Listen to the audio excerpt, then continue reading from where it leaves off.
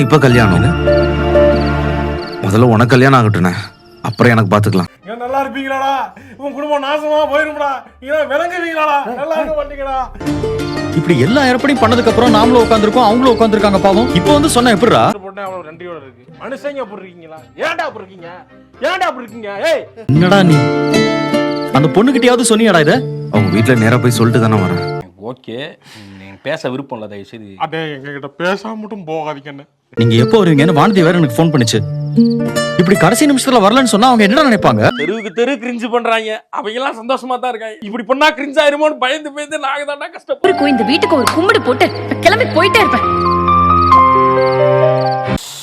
சும்மா நல்லா பார்த்தாலும் பரவாயில்ல. நேற்று தோத்து போயிட்டோமா, தெரி பார்க்கும்போது எரிச்சலா இருக்கு. எனக்கு என்ன பண்றதுன்னே எனக்கு தெரியலையே.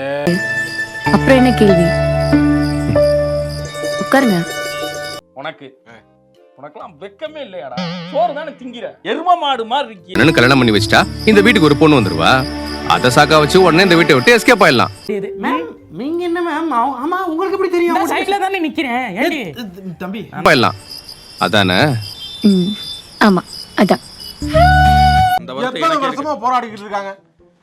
ரொம்ப வருத்தமா நான் ஆர்ஜி என்னதால எனக்கு பாவமா இருக்கு பார்த்தாவே. அதான் பண்றேன். அப்படியா? அப்போ அந்த ராகவ் கெட்டவன் தெரிஞ்சும் நீங்க எங்க அங்க வேலை பார்க்கணும்? அப்படிதான் இருக்கேன். உண்மையை சொல்ல முடியுமா? நான் வேணா போய் கோபி சொல்றேன் சார் உங்களை பத்தி அப்படி சொல்லிட்டு வந்துடவா? ஒரு வேலையை தேடணும், வேலை கிடைக்கிற மாதிரி இருக்கும்போதுதான் இந்த கம்பெனில பேப்பர் போட முடியும். எதுக்கும் போகாம பாலிடிக்ஸ் பண்றாங்க. பாலிடிக்ஸ் பண்றாங்க. ஆமா, நான் பண்ண ஒர்க்க ராகவ் காட்டவில்லைன்னா உங்களுக்கு என்ன வந்துச்சு? அக்கா நான் இங்க நிக்கிறேன், எனக்கா அவங்க நிக்கலடா. என்ன மச்சான் சொல்ற?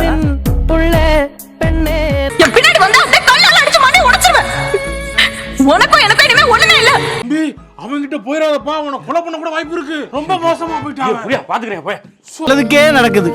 அந்த பொண்ணு மட்டும் உன் வாழ்க்கையில வந்துட்டான்னு வையே, உன் வாழ்க்கை சின்னாபின்னமாயிரும். புரியுதா? புரியுது. புரிஞ்சுக்க, தெரிஞ்சுக்க, கரெக்டா இருந்துக்க. எப்படி அப்படி இப்ப இழிச்சிட்டே வரீங்க. இல்லங்க, உள்ள இப்படி இப்படி குட்டிங்க சொல்றான் பாருங்க. இவனை விடக்கூடாது சார். யாராவது கேட்டாதான் சரி வருவாங்க. கரெக்டு கேட்போம். ஆகட்டும், நான் மட்டும் தனியா அப்படியே இருக்கேன். என்ன முணங்குறீங்க? மோனங்காலங்க, உண்மையா சொன்ன. மாளவுரா சாமி அத்தாடி நல்ல நான் மட்டும் மாட்டிக்கிட்டேன்னு இன்னைக்கு யாராவது சிக்க மாட்டாங்களே. நான் ஒரு நல்ல விஷயமா தான் வந்திருக்கோம். சேரண்ணனுக்கு நாங்க கல்யாணம் பண்ணணும்னு யோசிக்கிறது உங்களுக்கு நல்லாவே தெரியும். சொல்லுப்பா என்ன இல்ல சார், ஒரு நல்ல விஷயம். நல்ல விஷயமா? ஆமா சொல்லுங்க. இந்தாங்க சார் சாக்லேட். சாக்லேட்டா? அண்ணனுக்கும் சந்தாவை பிடிச்சிருக்கு.